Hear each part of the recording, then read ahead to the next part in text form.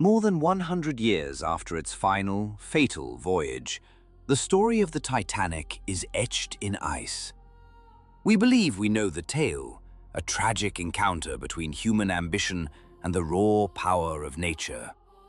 But the accounts of those who survived, the voices that carried the true horror of that night, whisper of something else entirely. They suggest the iceberg was not the cause, but a convenient shroud for a far darker secret. Over 60 years after that frozen night in 1912, a surviving crewman, Frank Prentice, struggled to contain a lifetime of grief. He had been an assistant purser, a man trained in procedure and calm authority. But no training could prepare a soul for the abyss he witnessed, for the memories that would stalk him until his final days. In a 1979 BBC documentary, his voice, frail with age but firm in its conviction, challenged the world's most famous narrative. There was no impact as such, he recalled. It was as if you had put the brake on a car. It just stopped. For decades, the world had imagined a thunderous, grinding collision. But for those aboard the vessel, the sensation was unnervingly subtle. No violent jolt, no deafening shriek of tortured metal, just a sudden, phantom stillness. Prentice was in his cabin, his porthole open to the night. He looked out upon a sky ablaze with stars and a sea as flat and black as polished glass. There was no sign of danger, no panic, and yet the unsinkable marvel of engineering was frozen in the mid-Atlantic, its great heart silenced. Orders were soon given. Prentice was dispatched to a lower deck to retrieve biscuits for the lifeboats. By the time he returned, the ship was listing at a perilous angle. The quiet confusion had given way to rising chaos. The lifeboats were now beyond his reach. It was then, amidst the escalating fear, that he heard it. 4 distinct, muffled reports echoing up from the ship's deepest bowels. This was not the groan of steel surrendering to ice. These were explosions. The catastrophic failure of machinery, the bursting of steam pipes, or something far more deliberate. It tore itself apart. He plunged into the black, freezing water, saved only by a life preserver and what he called the grace of God. Floating amongst the dead, watching the stern rise vertically against the stars, he carried with him the sound of those 4 deep booms.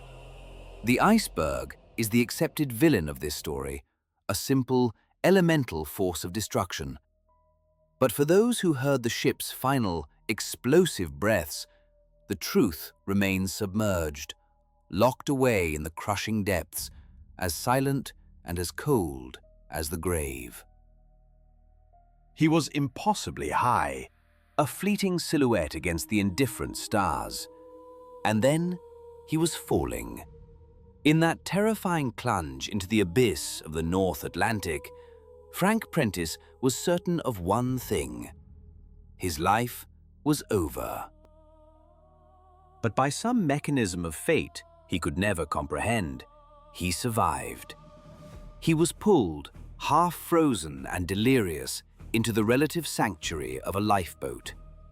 His body was saved, but his mind would forever be a prisoner of that night, the horror replaying in an endless, chilling loop. He would later confide, "You would lie in bed at night, and the whole thing would come back, again and again." In his bewilderment, he was not alone. At the United States Silar, they spoke not of a single cataclysmic collision, no great shuddering impact that threw them from their feet. Instead, they recalled something far more insidious, a subtle vibration that hummed through the steel decks, a quiet, creeping dread that replaced the evening's festivities, and a series of strange, concussive sounds that seemed to erupt from deep within the vessel's core. What manner of iceberg could detonate explosions deep within the bowels of a ship? The official explanation offered a plausible, if unverified, theory: the rupture of steam pipes or the catastrophic failure of boilers under immense pressure. Yet no one could state this with certainty.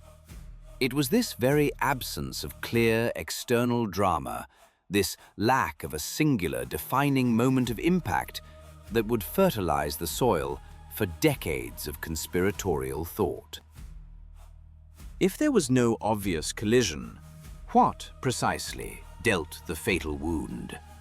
Was it the whispered about cheap rivets and brittle steel failing under the strain? Was it the coal fire that had been smoldering for days in the ship's bunkers, weakening the structural integrity of a critical bulkhead? Or was it, as some murmured even then, a deliberate act, something planned to appear as a tragic accident, yet executed with lethal precision? And what of the phantom light, the mysterious searchlight spotted from the lifeboats, a beacon that Prentice and others took for imminent rescue? If another vessel was close enough to be seen, a tangible presence on that desolate horizon, why did it not come to their aid? Was it a missed opportunity? A failure of duty in the face of overwhelming disaster? Or was that ship there not to save, but for a different purpose entirely? To bear silent witness? Frank Prentice never claimed to have the answers, but his memories and those of his fellow survivors offer something more potent than speculation. They offer doubt. A doubt that still hangs in the cold. Most people stop watching right here, but if you continue, you'll discover something almost no one knows. Atlantic winds a century later. If the iceberg was not the true culprit, then what was? One theory speaks of fire, deception, and a cover-up of audacious scale. It begins not with a mountain of ice, but with a ship that, according to this narrative, should never have been there at all. It is one of the most compelling and controversial theories in maritime history. What if the ship that sank in the spring of 1912 was not, in fact, the Titanic? This version of events, known as the Olympic switch theory, proposes that the Titanic's sister ship, the Olympic, was disguised as its newer, more famous twin, and intentionally scuttled in an elaborate insurance fraud scheme.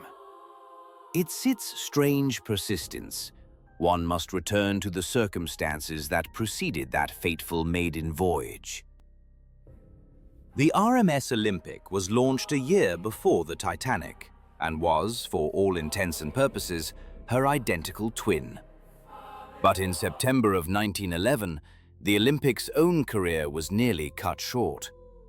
She collided with a British Royal Navy warship, the HMS Hawke. The incident left the Olympic with a grievously wounded hull. It was a costly, reputation-damaging accident. The theory posits that the repairs were too expensive, the ship too compromised, a financial liability of colossal proportions. And so, a grand and terrible deception was conceived. A plan to swap the two sisters, sending the damaged, uninsurable vessel to a watery grave under the guise of its pristine, heavily insured counterpart. The truth, perhaps, lies with the wreck itself, 2.5 miles down, entombed in a silence as profound as the questions that still haunt the surface. The Solent, a tranquil artery of British maritime power, became the scene of a sudden, brutal shudder. His Majesty's ship Hawke, a vessel built for war, carved a deep gash into the flank of the Olympic, the pride of the White Star Line. The collision tore through her starboard side, a gaping wound in the Leviathan's steel hide. Though she limped back to port, her survival was the beginning of a new crisis. The repairs would be protracted, complex, and ruinously expensive. In a devastating blow, the underwriters for the White Star Line refused the claim. They argued the Olympic, by its sheer size and handling, was the vessel at fault. This decision plunged the company toward a financial precipice, and in the shadows of this looming disaster, some believe a motive was forged for one of the most audacious deceptions in history. The theory is as simple as it is shocking. The Olympic, now a wounded and financially unviable asset, was quietly ushered into the dry dock at Belfast. There, under a veil of secrecy, she was allegedly stripped of her identity and reborn as her younger, perfect sister ship, the Titanic. The real Titanic, still pristine on the slipway, would in turn assume the identity of the damaged Olympic and quietly enter service later. The objective of this grand charade was chillingly pragmatic: to sail the compromised vessel into the North Atlantic, engineer a convenient accident, and collect the full insurance payout for a brand new ship. Proponents of this narrative point to a trail of unsettling clues. The most famous concerns the ship's portholes. Original blueprints for the Titanic clearly show 14 portholes along a stretch of her sea deck. The Olympic, however, had been built with 16 in the same location. Yet in photographs taken as the Titanic embarked on her maiden voyage, she clearly displays 16 portholes, a mirror image of her older, damaged sibling. A minor, last-minute alteration, or the indelible fingerprint of a colossal fraud? The questions multiply. Theorists cite subtle differences in the ship's interior layouts that seem to have inexplicably swacked. They speak of strange behavior among the crew and of a final, week-long period of finishing work just before the voyage, a week of silence that could have provided the perfect window to complete the switch. More damning still was the behavior of the ultimate power behind the White Star Line. The financier, J.P. Morgan, the titan of industry whose company controlled the shipping line, had booked a lavish private suite for the Titanic's inaugural journey. It was to be a crowning moment. Yet, at the 11th hour, he cancelled his passage, citing a sudden illness. Days later, he was photographed on holiday at a French resort, appearing perfectly healthy. Why would the chief architect of the entire venture forsake its triumphant debut, unless he possessed the terrible knowledge that its true destiny was not glory, but the abyss? Yet for every compelling piece of circumstantial evidence, maritime historians present a wall of logistically 46,000-ton ocean liners in under 2 weeks is a fantasy. Though nearly identical to the layman's eye, the sisters were far from twins.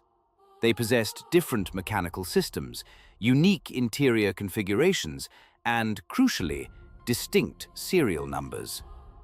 These numbers were not merely painted on, they were stamped and etched into hundreds of core components, from the engine blocks to the hull plates. To perform such a switch would have required the complicity of thousands, engineers, welders, riggers, and officers, all bound to an unbreakable, century-long vow of silence.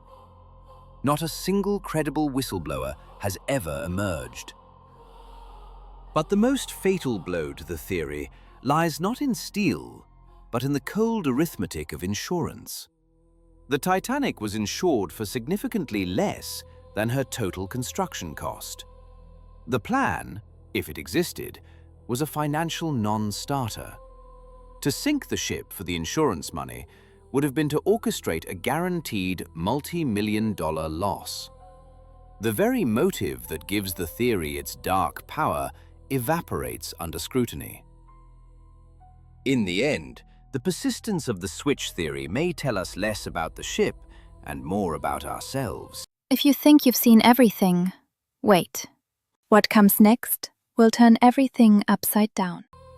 It speaks to a deep human need to find order in chaos, to see intricate conspiracy rather than the brutal indifference of nature and human error. Perhaps it is simply more comforting to believe that such a monumental tragedy was the result of a deliberate human plot, rather than the consequence of a chance encounter between a man-made marvel and a silent, unfeeling mountain of ice. When the wreckage was finally discovered in 1985, its ghostly silhouette rested from the abyssal dark. Identifying markers confirmed the impossible truth. The ship decaying on the ocean floor was, unequivocally, the Titanic. Yet for many, the established facts are not enough. The idea of a swapped ship, of a colossal insurance fraud played out on the world stage, remains too tantalizing to discard. It speaks to our deep-seated fascination with conspiracy, with corruption hidden in plain sight, and with secrets the powerful take to their graves. If men were willing to sink a vessel for profit, what other measures might they have taken to ensure its demise? What if the true danger was not the iceberg looming in the darkness, but an insidious threat already smoldering within the great ship's hull? A silent menace coiled in the heart of the vessel that no one saw until it was far too late. Among the multitudes aboard the Titanic was a man whose name still echoes in the halls of paranormal history: William Stead. A respected British journalist and editor, Stead was a man of letters and shadows, a public intellectual with a profound and private fascination for the supernatural. While others boarded in search of luxury, opportunity, or a new life, Stead carried with him a chilling narrative, a tale of an ancient Egyptian mummy said to carry a fatal curse. As the Titanic sliced through the frigid Atlantic, Stead would hold court among his fellow first-class passengers, recounting the story of this supposed relic of doom. This was no idle chatter to pass the time. He believed, with an unnerving sincerity, that the artifact was on board with them, locked away in the cargo hold. It was a belief that would acquire a horrifying new significance in just a matter of days. According to Stead, the object was the sarcophagus lid of a high priestess of Amun-Ra. Unearthed in Egypt, it had allegedly brought death and misfortune to all who possessed it. In the years before the Titanic's voyage, a series of inexplicable calamities had plagued the British Museum, where the mummy lid was supposedly housed. Guards were reported to have quit in terror. Curators fell mysteriously ill. One journalist, after daring to handle a photograph of the artifact, died under puzzling circumstances. Stead connected the relic to a string of strange events across London, from sudden fires to inexplicable accidents. He was convinced its malevolent presence had sown chaos in the city, and that now, somehow, it had found its way onto the Titanic. He told his captivated audience that the mummy had been sold to a wealthy American who had arranged for its transport to New York aboard the unsinkable ship. The cursed object, he claimed, had already left a trail of ruin in its wake, and its journey across the sea would be no exception. At the time, his fellow travelers received the story as thrilling after-dinner entertainment, a ghost story told over brandy and cigars. None could have imagined how differently they would feel only a few nights later, scrambling for a place in a lifeboat beneath a black, star-filled sky, the freezing Atlantic air burning their lungs. After the Titanic went down, taking more than 1,500 souls with it, the world grasped for explanations, and in the chaos of grief and inquiry, the press seized upon William Stead's macabre tale.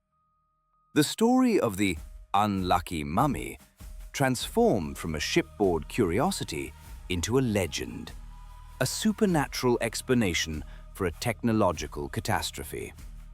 It offered a narrative where the blame lay not with hubris, negligence, or the cold indifference of nature, but with an ancient, vengeful power. The legend endures, a testament to our need to find patterns in chaos, to believe that such an epic disaster must have been caused by something more than a simple twist of fate. Or perhaps, in the face of incomprehensible tragedy, we simply need a ghost to blame for the failings of men. In the chaotic aftermath, a single survivor's tale, whispered to a New York reporter, would ignite a legend.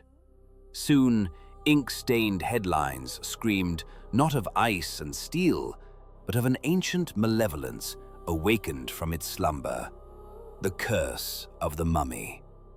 For a public reeling from an unimaginable tragedy, the cold calculus of physics and human error was an insufficient explanation. They grasped for a narrative equal to the scale of their grief, and the idea of a vengeful pharaonic spirit exacting its price for the desecration of a sacred tomb perfectly mirrored the horror of the moment. The story mutated, taking on a life of its own. Some insisted the cursed artifact had been smuggled into the cargo hold, a shadowy presence unlisted on any manifest. Others swore it was hidden amongst the priceless treasures of the first-class passengers, a silent, malevolent guest at the opulent feast. As with all potent urban legends, the complete absence of evidence only fanned the flames of belief. The truth, however, is far less dramatic, yet infinitely more telling of humanity's desperate search. Most people stop watching right here. But if you continue, you'll discover something almost no one. Search for meaning within the abyss of chaos. The supposed mummy never left the quiet halls of the British Museum. It was never crated, never loaded, and never placed upon the decks of the Titanic. Meticulous museum records confirm that the artifact remained safely in London throughout the entirety of 1912. There was no accursed cargo, no sarcophagus lurking in the ship's dark belly. The object itself had been misidentified. It was not a mummy at all, but a gessoed coffin lid, an artifact known as the unlucky mummy, which had been pulled into a vortex of grim folklore born from decades of imperial fascination and archaeological plunder. Why then did the story hold such a powerful grip on the public imagination? Perhaps because the real explanation, a catastrophic collision with an iceberg, a cascade of failed safety protocols, the sheer hubris of declaring a vessel unsinkable, was too mundane, too tragically ordinary to account for such a profound and staggering loss. The mummy's curse offered something more. It offered a sense of cosmic justice.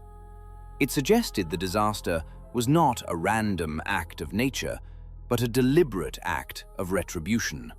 That the Titanic, the ultimate symbol of industrial luxury and empire, was struck down for a transgression against the sacred. But while the world chased the ghost of an Egyptian priestess, a far more tangible and powerful force was at work behind the scenes. This force relied not on ancient curses, but on the cold, hard currency of modern ambition. The next figure in our story carried no relic. He carried influence, and some believe he wielded it to reshape the world. When the Titanic plunged into the icy Atlantic in 1912, it was more than a maritime tragedy. For a select few, it became the central, bloody chapter in a dark and sweeping conspiracy. This theory proposed that the ship's destruction was no accident. It was, instead, a meticulously calculated move, an assassination designed to clear the path for one of the most powerful financial institutions in modern history, the United States Federal Reserve. At the heart of this intricate web stood one man, John Pierpont Morgan. J.P. Morgan was no ordinary businessman.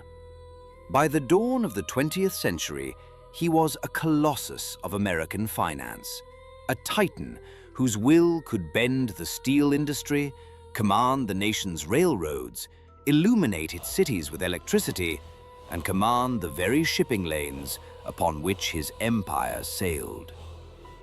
His power was not just financial, it was foundational, shaping the very structure of a new American century. And according to this theory, he was a man who would let nothing and no one stand in his way.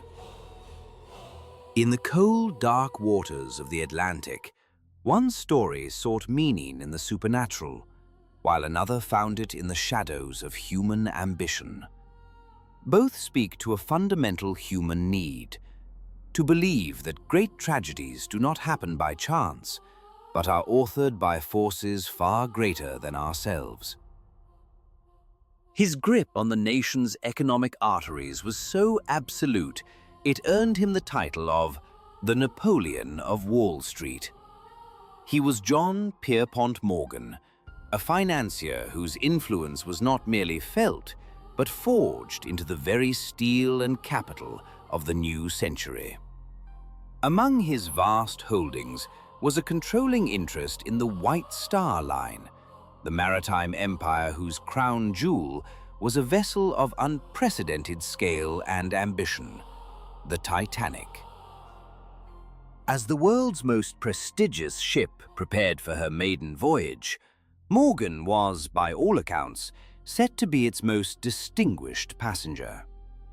He had reserved for himself a palatial suite, a private world of opulence, complete with its own promenade deck, and, in a touch of personal detail, custom-built cigar holders. He had been a visible presence at the ship's launch in Belfast in 1911, publicly celebrating the vessel as the ultimate symbol of modern innovation and luxury. The voyage was to be a victory lap, both for the ship and for the man who owned her. And then, at the 11th hour, the inexplicable happened. J.P. Morgan, the ship's most powerful patron, suddenly cancelled his passage. The official reason was disarmingly mundane. He opted instead for a few quiet days of rest at a French spa, a trip said to involve little more than long massages and the curative properties of sulfur baths. To many, the decision seemed baffling, a bizarre anticlimax given the monumental significance of the Titanic's debut and Morgan's deep personal investment in her success. But for others, this last-minute cancellation was not an ending, but a beginning. It was the first thread in a dark and intricate tapestry of conspiracy. For Morgan was not the only Titan with a connection to the ship. Aboard the Titanic, preparing to sail into history, were three men who represented the most formidable opposition to one of Morgan's greatest ambitions, the creation of a centralized American banking system. They were John Jacob Astor IV, then one of the wealthiest men on Earth, Benjamin Guggenheim, This is where things get really interesting. What you're about to hear might explain why this was never meant to be discovered. industrial magnate of immense power, and Isidore Straus, the co-owner of Macy's department store and a former member of Congress. All three were vocal, powerful opponents of a central bank controlled by a handful of financiers. His store to delay, or perhaps even derail, the formation of what would become the Federal Reserve. When the Titanic slipped beneath the waves of the North Atlantic, All 3 men perished. In December of 1913, little more than a year after the catastrophe, the Federal Reserve Act was signed into law. It granted Morgan and his financial allies the very centralized control they had long sought. For proponents of the conspiracy, the timing was too perfect to be a coincidence. They argue the Titanic was never merely a ship. It was a meticulously planned instrument of economic assassination, with J.P. Morgan pulling the strings from the shadows. The objective was chillingly simple: eliminate the opposition, bury the evidence beneath 2.5 miles of icy water, and remake the financial world in his own image. Of course, critics are quick to dismantle the theory. There exists no definitive proof that the 3 men aboard, powerful as they were, could have single-handedly stopped the Federal Reserve's creation. Nor is there a shred of concrete evidence directly linking Morgan to such a monstrous plot. His change of plans could have been a simple personal choice, a last-minute business obligation, or a genuine need for rest. The very notion that one of history's most infamous maritime disasters was deliberately engineered strains credulity to its breaking point. Yet the story endures. It persists not because of the evidence, but because of the questions it raises about the nature of power. It speaks to a deep-seated suspicion that behind the grand theater of history, unseen hands guide events for purposes we can barely comprehend.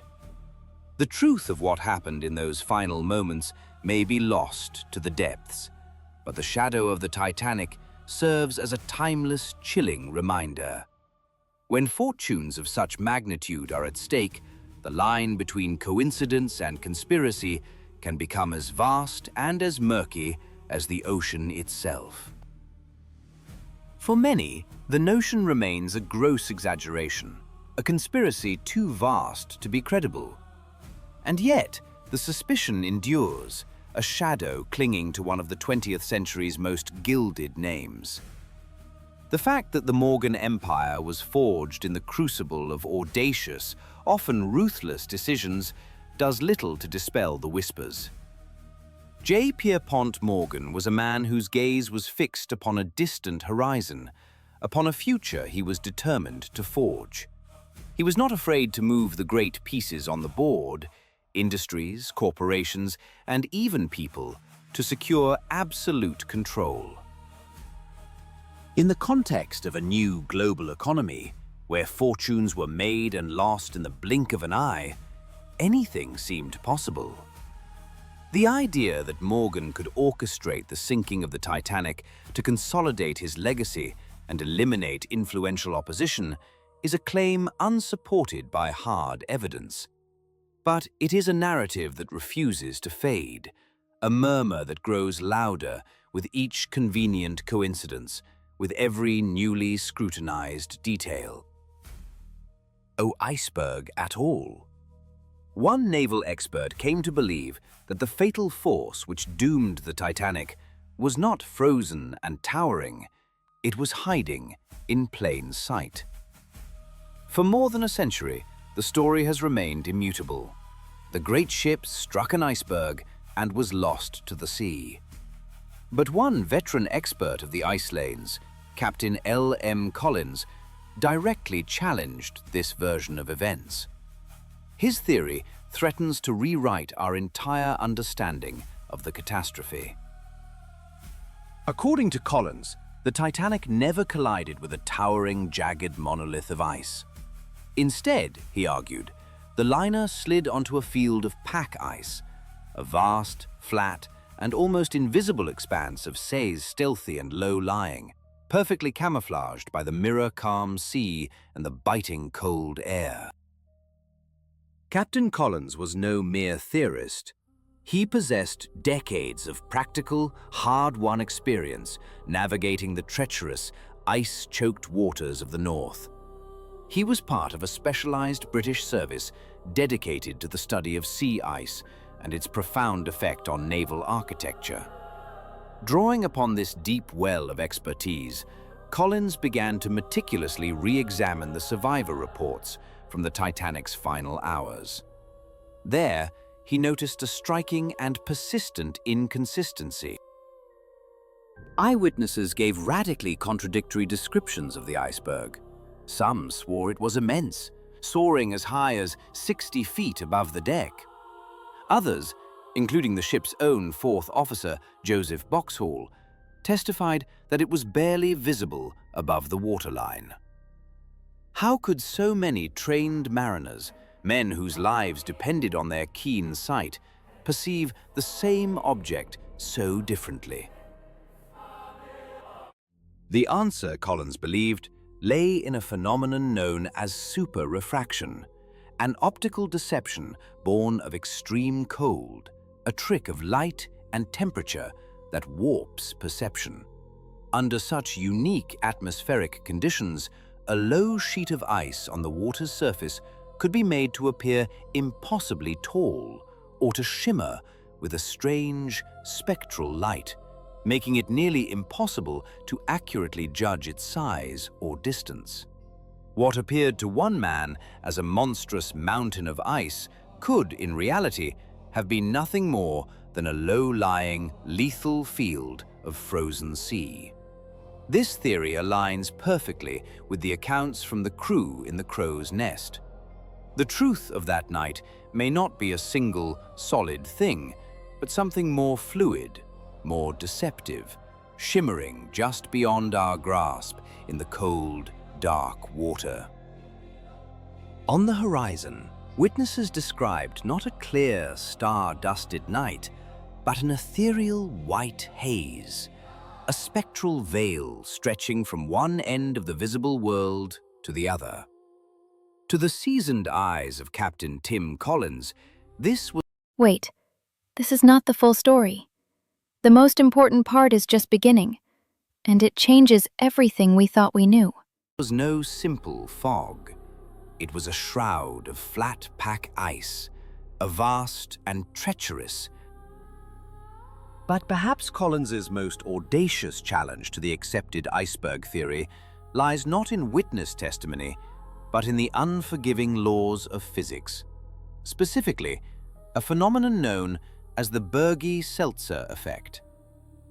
The concept dictates that had Titanic, at full speed, struck a truly massive stationary iceberg, the sheer displacement of water would have created a violent upward suction. This force would have compelled the mountain of ice to capsize, to rotate, or to shatter into pieces. It could not have simply drifted alongside the hull in a gentle, lethal caress.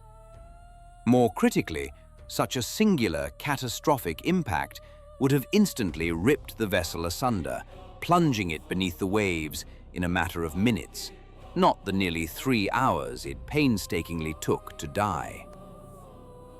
That prolonged agony, 160 minutes from the moment of impact to the final vertical plunge, suggests a wound of a different nature. It speaks not of a single catastrophic blow, but of a long, agonizing demise, a jagged, uneven rupture along the hull. This is the kind of damage potentially inflicted by repeated contact with low-lying, razor-sharp ice, a death by 1,000 cuts, rather than a single executioner's strike.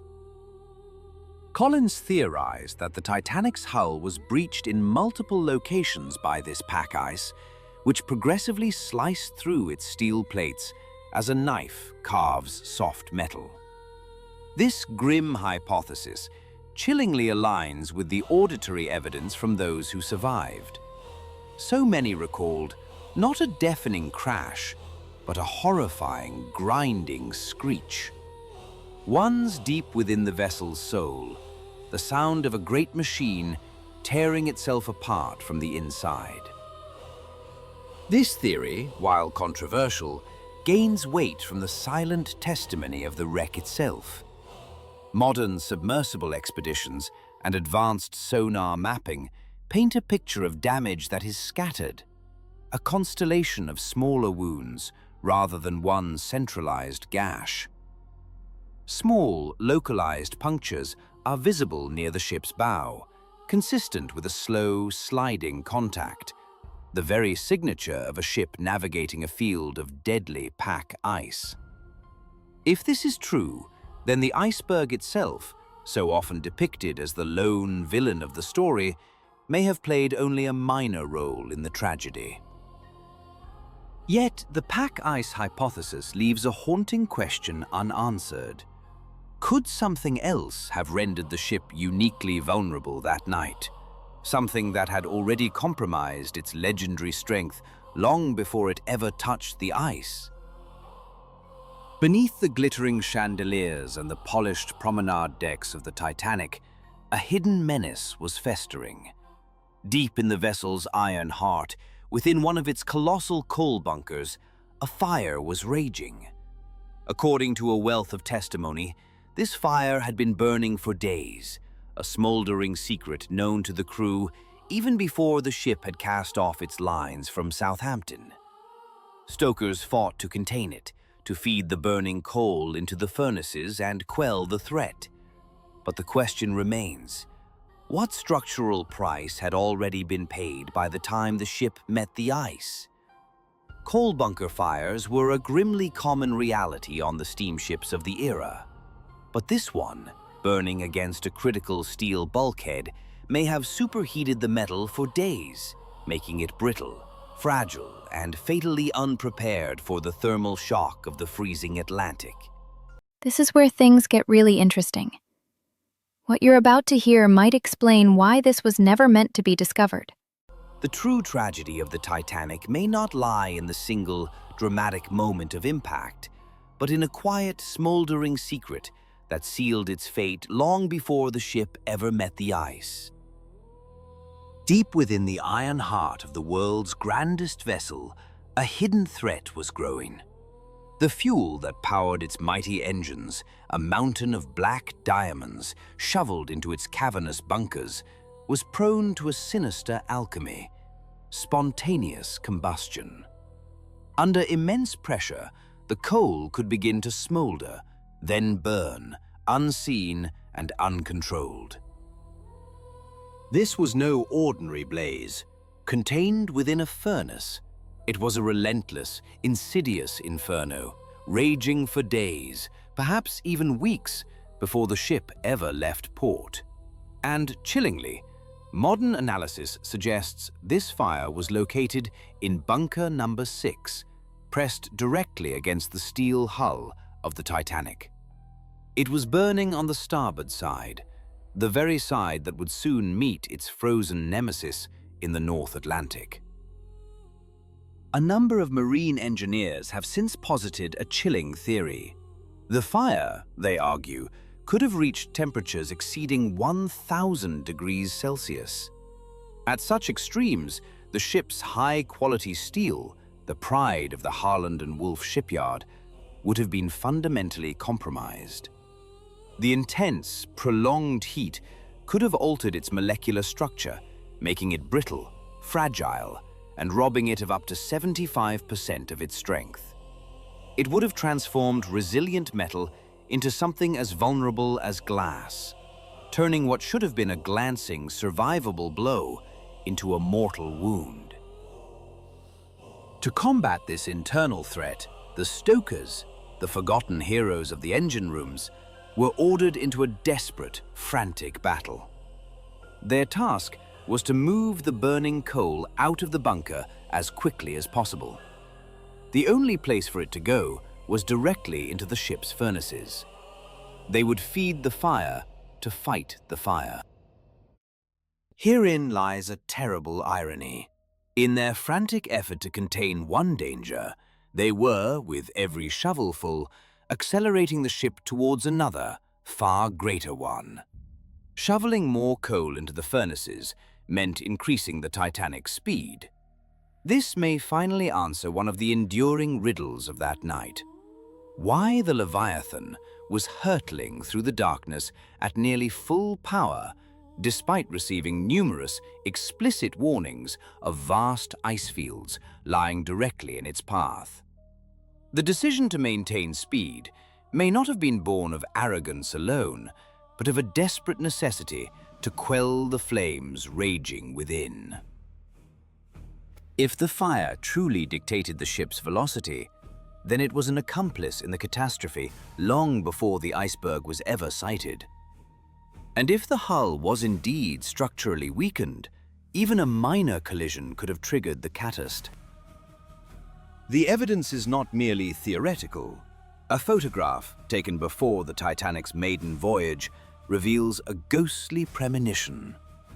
On the starboard side of the hull, precisely where bunker number 6 was located, a dark, vertical streak, some 30 feet long, mars the pristine paintwork. To some experts, this is the unmistakable signature of heat damage, a scar left by the inferno within. Of course, this narrative is not without its skeptics. Esteemed Titanic historian Samuel Halpern has publicly refuted the theory, arguing that the ship's robust design and watertight compartments could have withstood such localized heat. In his view, the fire was a minor issue, an inconvenient nuisance, and the iceberg remains the sole and obvious author of the ship's demise. And yet, the doubts refuse to be extinguished.